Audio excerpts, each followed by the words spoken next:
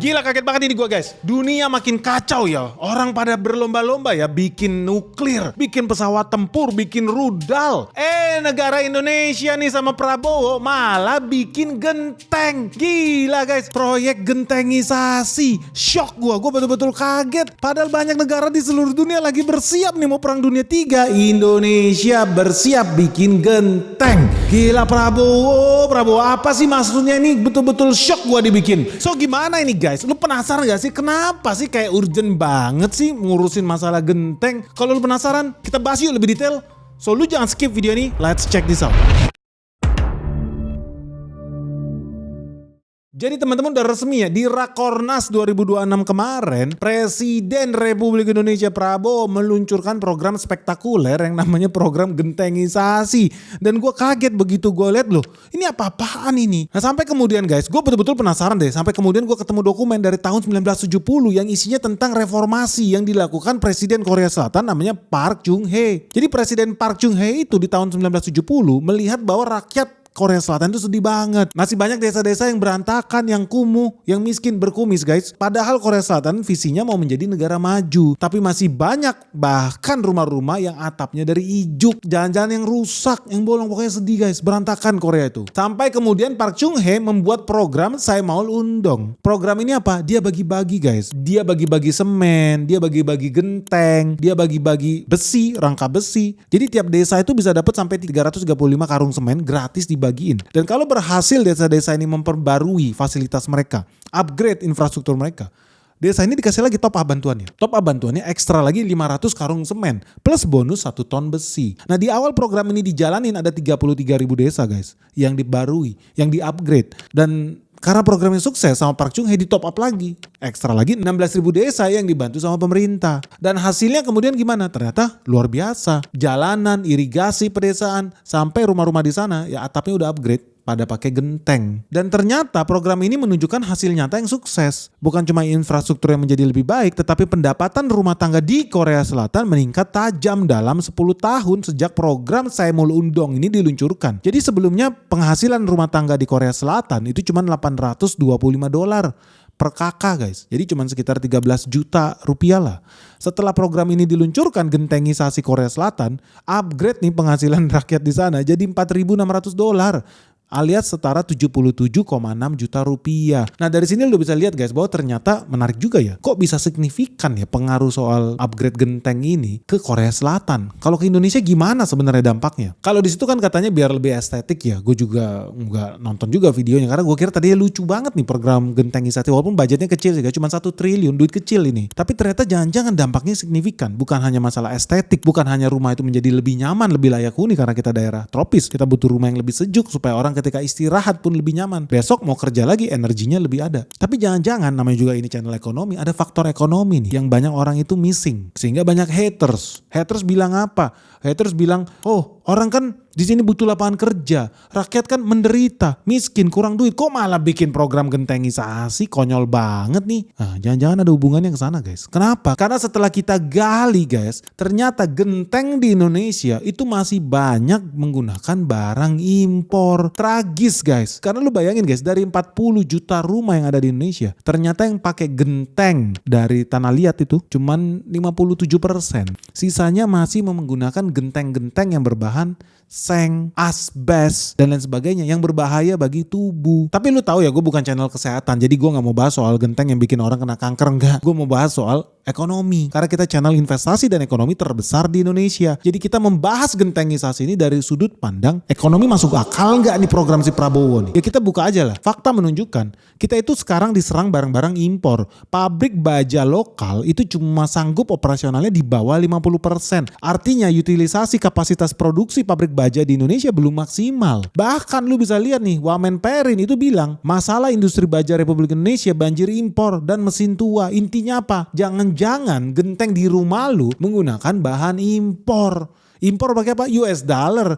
Kalau impor berarti lu harus jual rupiah. Lu gadaikan rupiah, dapat dolar. Dolarnya lu pakai buat impor genteng lu itu. Jangan-jangan itu yang kejadian ya. Coba kita cek. Jadi buat teman-teman yang belum tahu ya, kalau genteng yang lu pakai itu bahannya seng, sebetulnya isinya itu ada apa? Ada steel sheet. Jadi besi tapi tipis, lembaran tipis yang nanti dilapisin lagi. Di dalamnya apa? Supaya nggak gampang bekarat. Dicampur sama aluminium, campur sama seng, zinc, dicampur sama silikon. Nah kita breakdown bahan genteng lu yang dari seng itu.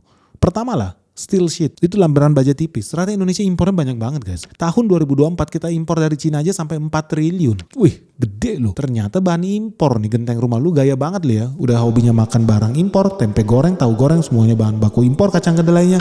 Genteng rumah lu juga impor nih. Nilainya triliunan. Jadi dari situ lu bisa lihat ya di layar kaca ya. Ya kita impor dari Cina tahun 2024 aja udah 4 triliun guys. Belum ya tahun sebelumnya 2022, 2023 masing-masing ya sekitar 5 sampai 4 triliun. Kalau di total dalam 3 tahun aja kita impor tuh lebih dari 14 triliun rupiah guys. Cuma impor genteng rumah lu itu negara jual rupiah. Menggadaikan harga diri bangsa kita buat impor genteng. 14 triliun nih dari Cina nih. Timbangannya itu sekitar 873 ribu ton guys. Dan bukan cuma dari Cina loh. Karena kita juga impor dari Korea Selatan. Kita juga impor dari Thailand. Kalau di total aja dari impor kita dari negara Korea, Thailand, Cina, impor baja tipis itu kita sampai 4,9 triliun dalam 1 tahun guys. Ngeri. Ngeri banget ini. Ternyata rumah lu masih banyak pakai genteng impor. Ini baru baja tipisnya aja guys. Gue belum mention soal bahan bakunya lagi. Yang namanya buat bikin genteng seng lu butuh aluminium sama silikon. Itu kita juga butuh barang impor loh. Lu lihat aja lah, 54% aluminium Republik Indonesia itu masih kita impor. Bahkan kalau lihat di sini ya, Presiden Jokowi itu udah pernah bilang, gara-gara kita impor aluminium banyak banget, lebih dari 50% aluminium kita impor, devisa kita hilang guys, 50 triliun hilang. Cuma buat impor aluminium ini gila banget guys. Jadi genteng rumah lu itu menyengsarakan rupiah karena belanjanya pakai dolar. Rugi devisa kita 50 triliun. Dari satu negara aja guys, ini namanya Australia, tahun 2024 kita impor aluminium 2,25 triliun guys. 2 triliun dari satu negara. Kita belum ngomong impor kita dari Malaysia, impor aluminium kita dari Arab. Gila, habis duit kita cuma buat beli aluminium genteng rumah lu. Dan bukan cuma duit kita triliunan ngalir buat beli. Tadi udah aluminium udah kita belanja. Lapisan besi kita impor. Ternyata silikanya buat genteng seng itu kita impor juga. Dari Cina aja kita impor dalam 3 tahun terakhir itu hampir 2 triliun guys. Ini baru satu negara loh yang kita impor. Belum negara-negara lain. Jadi kalau dihitung-hitung kebocoran duit kita ya ratusan triliun nih cuma buat urusan genteng rumah lu guys. Ngeri gak? Menurut gue ngeri banget. Buat apa kita gadaikan rupiah kita? Akibatnya apa? Rupiah terus melemah, dolar akan terus menguat. Karena Indonesia gadain terus rupiahnya buat beli barang impor pakai dolar. Sedih. Dan gue ngeh di sini. Kenapa gentengisasi jadi penting? Karena ternyata lu memang perlu impor aluminium, lu impor zinc, lu impor seng, lu impor silika, lu impor stainless steel. Tapi kalau genteng lu dari tanah liat, lu bisa bikin dari bumi Indonesia sendiri. Kenapa? Karena genteng tanah liat pada umumnya itu terbuat dari lempung, yaitu bahan utamanya tanah liat yang sebetulnya bahannya sangat elastis, mudah dibentuk. Dan di dalamnya sendiri sudah mengandung silika dan alumina. Jadi secara kualitas memang udah sangat layak tanpa perlu bergantung pada bahan-bahan impor. Dan selain lempung, genteng tanah liat itu juga biasanya dicampur pasir, ya silika juga nih. Karena ini diperlukan untuk mengurangi penyusutan pada saat proses pengeringan dan pembakaran. Artinya penambahan silika dengan daya rekatnya bisa mencegah keretakan. Jadi lu bayangin ya, bikinnya itu gampang banget tadi ya, pakai tanah lempung, ya pakai pasir. Kalau mau agak kuat lu juga bisa tambahin sedikit semen atau bahkan kapur, feldspar yang ini bisa membantu proses pengikatan ketika gentengnya dibakar, atau lu bisa tambahin abu sekam nih atau abu kayu, bisa meningkatkan porositas dan efisiensi dalam proses pembakaran. Intinya yang gue mau bilang adalah ternyata setelah kita analisis, kalau lu pakai genteng rumah tanah liat, lu cinta tanah air. Kenapa? Karena 100% bahannya itu bisa lu pakai dari dalam negeri. Dan ternyata data membuktikan hal yang sama. Ketika gue ngeliat pernyataan Ketua Umum Ikatan Pengusaha Bahan Bangunan Indonesia, IPBI, ternyata produksi genteng tanah liat di Indonesia itu 95% dilakukan oleh produsen lokal. Cuma sekitar 5% yang gentengnya impor dari Cina. Jadi kalau genteng kita bikin dari tanah liat, mayoritas yang diuntungkan adalah ya industri lokal kita sendiri, bukan importir. Dan genteng-genteng ini guys di Indonesia banyak diproduksi oleh pabrik-pabrik rumahan, bukan cuma pabrik-pabrik besar. Dan impor ya tadi gue bilang sangat-sangat kecil sekali, karena mereka nggak bakal bisa bersaing dengan produk lokal. Udah pasti lebih kompetitif lah. Jadi dari sini udah bisa lihat ya, kalau lu pengen Indonesia terus-terusan jadi budak dolar, Indonesia terus-terusan tergantung nih sama bahan-bahan impor, ya lu lanjutkan lah, impor terus lah genteng rumah lu itu. Tapi kalau lu cinta tanah air, lu wajib paham bahwa ternyata ada isu strategik di sini. Kenapa? Gentengisasi ini penting menurut gue ya. Tadinya gue juga ketawain jujur. Sorry nih Prabowo, tapi gue dulunya pas baca gue ketawain. Tapi setelah kita analisis, ternyata ini strategik. Kenapa? Bukan cuma soal melindungi rupiah, bukan cuma melawan hegemoni dolar. Tapi setelah kita hitung, kalau ini jadi dilakukan, lu tahu gak sih Indonesia itu bisa cuan gede. Kenapa? Jadi lu bayangin ya, di Indonesia itu ada 22 juta rumah loh yang masih pakai seng sebagai atap rumahnya. Ya kita bayangkan lah 50% diganti dengan genteng, termasuk rumah subsidi, rumah yang mau dibangun sama negara. Kita wajibkan mereka pakai genteng. Program-program pemerintah, rumah-rumah kredit, bantuan pemerintah wajib pakai genteng. Kalau kita targetkan 50%-nya lah, alias setara 11 juta rumah yang hari ini masih pakai seng. Kita udah bikin hitungannya. Lu tahu nggak rata-rata rumah subsidi itu luas tanahnya 60 meter persegi, tetapi luas bangunannya 36 meter persegi. Nah, kalau luas bangunan 36 meter persegi, maka luas atap yang efektif dibutuhkan itu 47 meter persegi. Nah teman-teman tahu nggak kebutuhan gentengnya berapa kalau luas atapnya 47 meter persegi? Ternyata untuk menutup luasan 1 meter atap itu butuh 25 genteng. Jadi kalau ada 47 meter persegi rumah subsidi dikali 25 genteng itu ada kebutuhan 1175 genteng per rumah. Jadi lu bayangin guys, satu rumah itu butuh 1175 genteng dan harga satu genteng kita asumsikan rata-rata di 3.500 rupiah per buahnya. Artinya satu rumah karena butuh 1175 genteng kita kali 3.500 rupiah per gentengnya itu sama dengan 4.111.000 rupiah per rumah. Nah lu bayangkan ya ada 11.100.000 rumah nih yang bisa di-upgrade menjadi genteng. Artinya nilai ekonominya itu setara 45,6 triliun guys. Oke dari situ udah tahu bahwa ya gila ternyata 45,6 triliun nilai ekonomisnya ini nggak main-main guys. Ternyata gede juga ya putaran ekonominya. Dan kenapa ini juga bisa mendukung program penciptaan lapangan kerja? Good news guys, ada kabar spesial buat kalian semua karena Sekolah Saham Benix Season 9 akan segera dimulai kembali. Dan tema kali ini sangat menarik, khususnya buat teman-teman investor pemula di IHSG yang masih belum tahu gimana sih saham-saham yang bagus, gimana sih cara melakukan perhitungan analisis laporan keuangan secara fundamental. Ini saat yang baik untuk mendaftarkan diri kalian sekarang juga. Karena di sini kita bakal belajar gimana cara menilai suatu saham, cara menilai suatu emiten, baik dari segi bisnisnya maupun dari segi catatan keuangannya. Sampai menghubungkan itu semua dengan analisis ekonomi makro. Dan yang bikin lebih seru lagi di tema kali ini kita bakal bahas proyek Danantara. Gila nih, duitnya triliunan guys. Dan kita bakal bahas ini dengan lebih detail lagi di Sekolah Saham Benix Season 9. Dan buat kamu yang masih bingung gimana sih caranya profit di IHSG, kenapa sih penting untuk menjadi investor saham, lu bisa pakai kalkulator investasinya Benix yang ada di www.sekolahsahambenix.com. Di situ lu bisa tentukan target investasimu berapa. Lu pengen jadi miliarder di usia berapa? Lu pengen jadi triliuner di tahun keberapa? Dan dari sana lu bisa hitung gimana caranya bisa mendulang profit dari cuan di IHSG. So buat kamu yang belum bergabung di season sebelumnya, ini adalah kesempatan langka karena sekarang harganya diskon jadi 9 jutaan saja alias diskon 25% guys. Ingat ya, ini diskon 25% hanya untuk 25 pendaftar pertama. Jadi tunggu apa lagi? Segera daftarkan dirimu sekarang juga melalui nomor WhatsApp yang ada di bawah ini 0811 868 959 atau bisa juga kunjungi website Sekolah Saham Benix di www.sekolahsahambenix.com. Yo guys, segera daftarkan dirimu sekarang juga. Sampai ketemu ya di Sekolah Saham Benix Season 9 yang akan segera dimulai di tanggal 7 Maret 2026.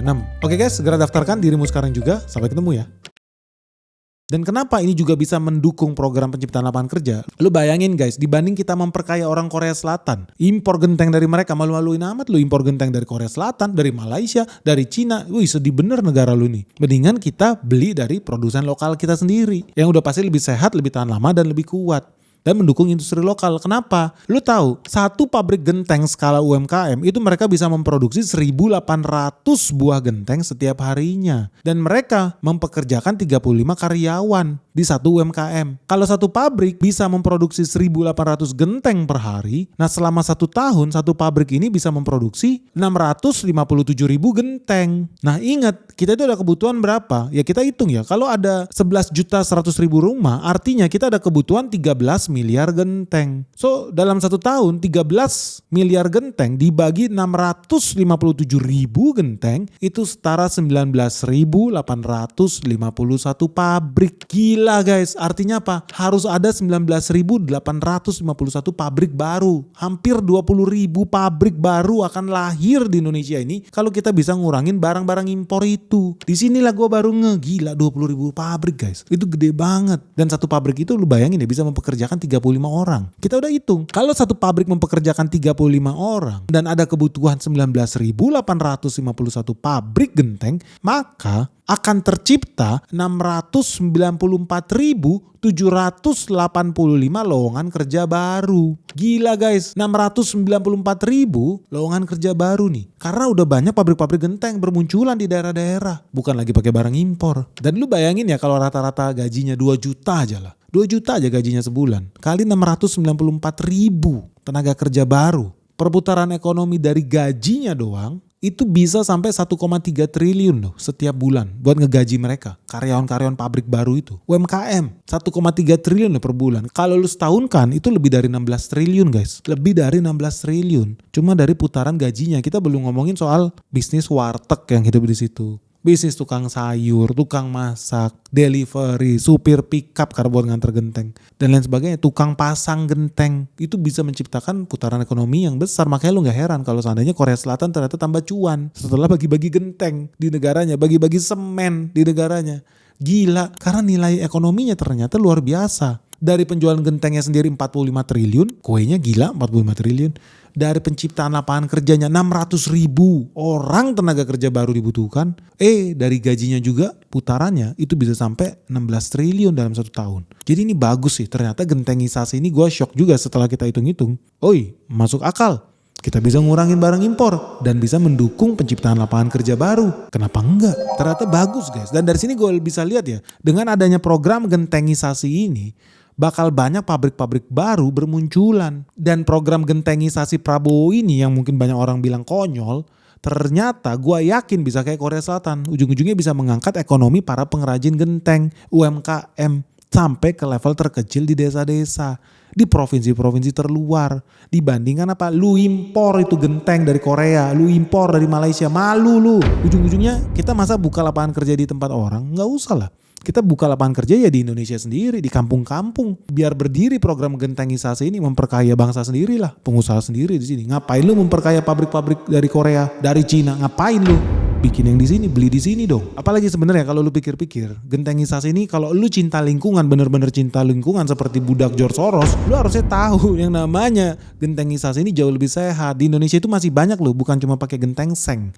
Orang juga pakai genteng itu kirain seng, padahal dia pakai genteng asbes. Lu tahu genteng asbestos itu kalau terhirup masuk paru-paru, mati lu, kena kanker. Banyak di Indonesia ini salah pakai genteng. Dikira semua genteng sama, enggak. Banyak genteng itu mengandung racun. Dan begitu genteng-genteng seng yang padahal isinya asbestos ini lu pakai, apa yang terjadi guys? Yang pertama, serat asbesnya itu bisa terhirup masuk ke paru-paru lu. Ujung-ujungnya lu sakit pernapasan kronis. Pertama tuh, sakit pernapasan kronis. Gue udah pernah lihat ada orang masuk rumah sakit gara-gara banyak asbes di paru-parunya. Real. Yang kedua, lu bisa kena penyakit kulit. Kenapa? Karena serat asbes itu ya, serpian-serpian asbes itu over time itu bakal brittle, keluar dalam bentuk serbuk kayak debu. Lu kira itu debu biasa? Enggak. Begitu kena kulit lu, iritasi kulit lu. Dibiarin lama-lama jadi apa? Jadi kanker kulit. Bahkan lu bisa kena penyakit yang lebih parah, penyakit asbestosis dan penyakit yang namanya mesotelioma. Ini penyakit yang ada hubungannya lu sama kanker perut. Kenapa? Karena tanpa lu sadari lu tidur di rumah 10 jam menghirup asbes. Tiap hari lu lakukan itu sama bertahun-tahun, apa? Ujung-ujungnya mati kena kanker perut. Kalau gak kena kanker perut mati kena kanker paru-paru. Kalau gak kena kanker paru-paru mati lu kena kanker kulit. Tragis guys. Memang kita itu harus segera stop penggunaan seng. Jadi lu jangan mau ditipu sama orang-orang itu yang bilang apaan nih gentengisasi. Tapi by the way ya, gue kira tadi program itu konyol, tapi secara gue investigasi lebih dalam enggak. Maka lu jangan heran badan tertinggi di PBB tentang kesehatan namanya WHO, mereka itu udah melarang orang-orang pakai atap dari seng. Di Indonesia ini khususnya atap seng yang dari asbes. Itu bahaya karena bisa bikin orang mati. Matinya juga gak enak karena mati kanker. Mahal bro mati kanker.